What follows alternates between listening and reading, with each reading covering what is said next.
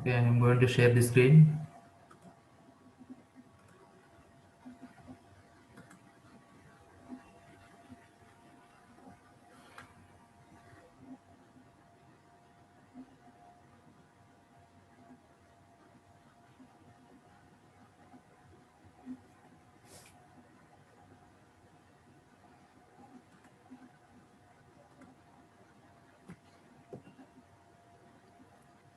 So as we said, we can realize this type of circuits in two forms, or we can verify with the help of either with the FPGA or with the help of physics.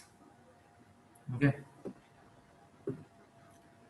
So when we go for this physical design, where we have seen we have system partitioning, floor planning, and placing and routing. What are these? So if we are willing to design a very big system, that system has to be partitioned as per our convenience. You can see the design is partitioned into convenient compartments or functional blocks.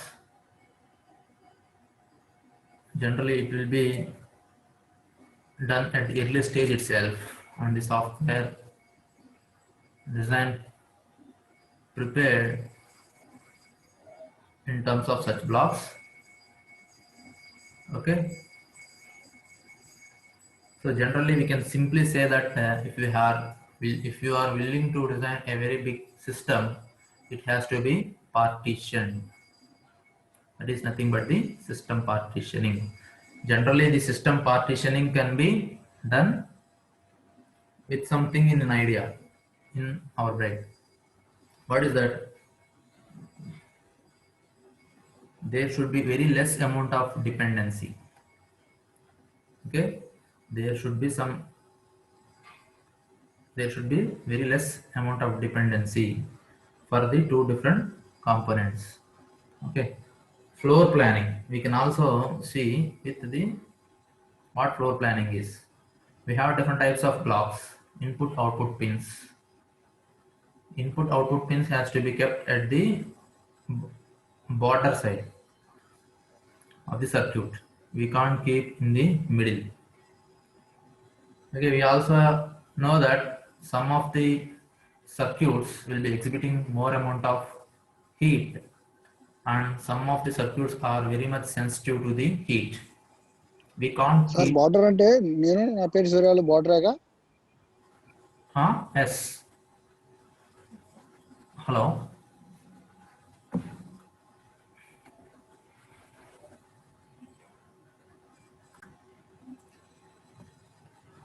Okay, we can't place a very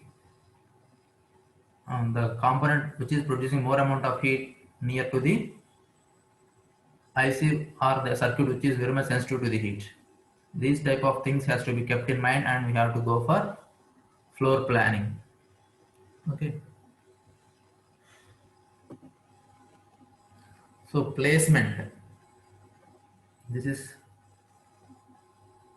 is nothing but simply placing the circuits or the components on the silicon floor. Routing in the sense wiring.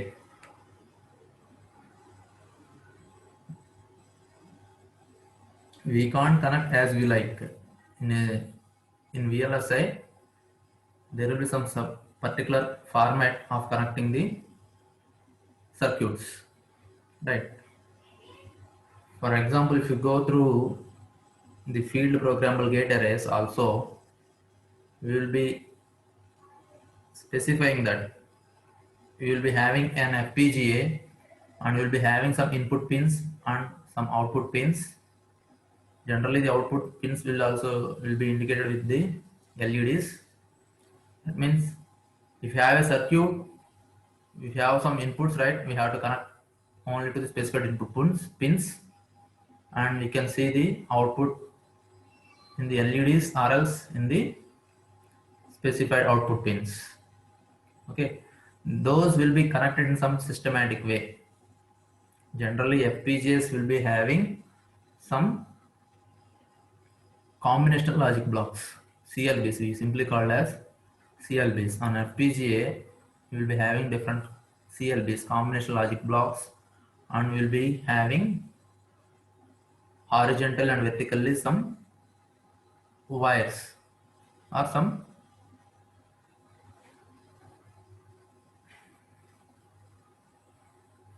we have to connect those in the specified format only. Next, we can generally see you are able to know what is system partitioning for, then floor planning, placement and routing, and post layout simulation. Okay, after doing all these concepts, we will be going for this post layout simulation, which will be seeing how much amount of silicon area is consumed, how much amount of power is consumed, and what are the path delays. Okay, these things can be computed there. This is generally called as verification, right? So finally, we are verifying whether it is working or not. What are these critical subsystems? So as I said, we may have a very big system. In that system, we have different types of subsystems. That very big system is partitioned into subsystems. Some of the subsystems will be taking more amount of time. That means it is the signal which is passing through that path or that particular subsystem is consuming more. It is more time. That means having high amount of delay. Those are called as subsystems, critical subsystems. We know what is a critical path in a very big circuit. Critical path is the path which is having highest amount of delay is called as critical path, right? Which will be having highest amount of delay is called as a critical path. Okay, so that can be modified. That systems which are exhibiting highest amount of delay is called as critical subsystems. Generally, we have to modify those subsystems such a way that we can decrease the amount of delay. Generally, the performance of the system will be depending upon this type of critical subsystems only. The system's performance in the sense its speed, at what speed it can work. That is the performance of that particular system. Those performance will be depending on this critical subsystems only. So at last, we will see the role of HDL. So as in the figure B, you can see some descriptions, right? Gate level description, behavioral level description, structural description, switch level description. Okay. Excluding the switch level description, you can see data flow description, behavioral description, gate level description. These things will be generally done with the help of hardware description languages only. Generally, we use Verilog and VHDL, most commonly used HDLs. Okay, and they also not only designing and verifying the functionalities, we can also have the chance of creating the test benches in Verilog HDL and VHDL. What is this test bench? Test bench is nothing but instead of giving the inputs from the outside by the user, we will be writing a program directly for giving the inputs. By running this test bench program, automatically we can see the program execution and getting the output, right? So generally, if you see, we are going for the discussion of Verilog HDL in the next classes. Actually, this Verilog HDL was introduced by Cadence Design Systems, and it placed in public domain in 1990s, and it was established as a formal IEEE standard in 1995. Okay, IEEE has recognized this language, this audio description language, Verilog audio description language. It has standardized in 1995. Okay, generally anything what they invent, they will be going for IEEE standardization. That means what is the standardization? One will be designing one component in Singapore, other one will be doing in Japan. There should be some standard communication between them. The thing what a person writes in Singapore has to understand, and he has to other one has to understand in Japan, like this. All over the world, everyone has to follow same type of instructions and syntaxes. Then only it can understand for everyone, right? Okay.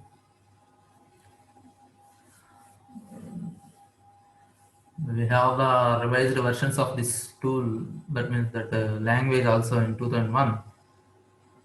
Now everyone is following either in 1995 version of Verilog or else in the 2001 or later.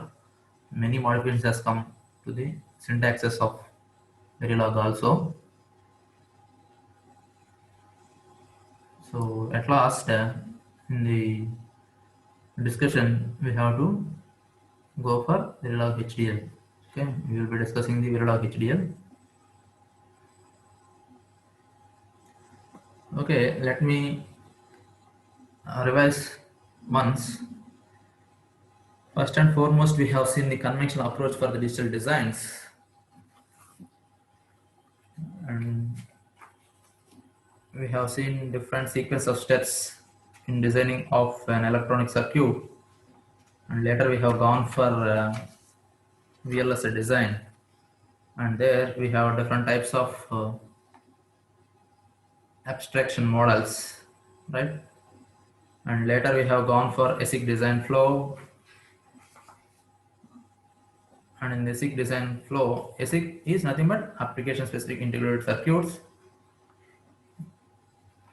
and in that we have seen two different figures. In general, a major activities in ASIC design, and other one is the ASIC design and development flow.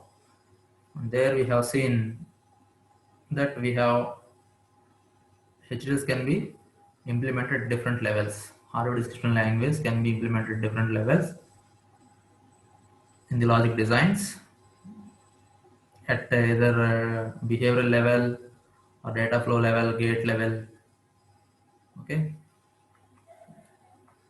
and we have gone for seeing what system partitioning is, floor planning is, placement is, routing, and optimizing, where to optimize the circuits, and what simulation is, and what synthesis is, and what a physical design is, in that what system partitioning, floor planning, placement, and routing, and post layout simulation, and also the critical subsystems. The subsystem which we will be exhibiting more amount of delay is nothing but the critical subsystem. Post layout simulation, in the sense, it is the final verification of the layout what you have designed. Okay, so in the next class we will be going for discussion introduction to Verilog, where your original syllabus starts, right? This is all the part of introduction to the VLSI design and knowing the importance of HDL. This is all the part of introduction to VLSI design, to just to know what is the importance of hardware description language. And now we'll be in the next class we'll be discussing the introduction to Verilog, where we start with a topic called Verilog as an hardware description language. Okay. Okay, students, that's all for today. Thank you.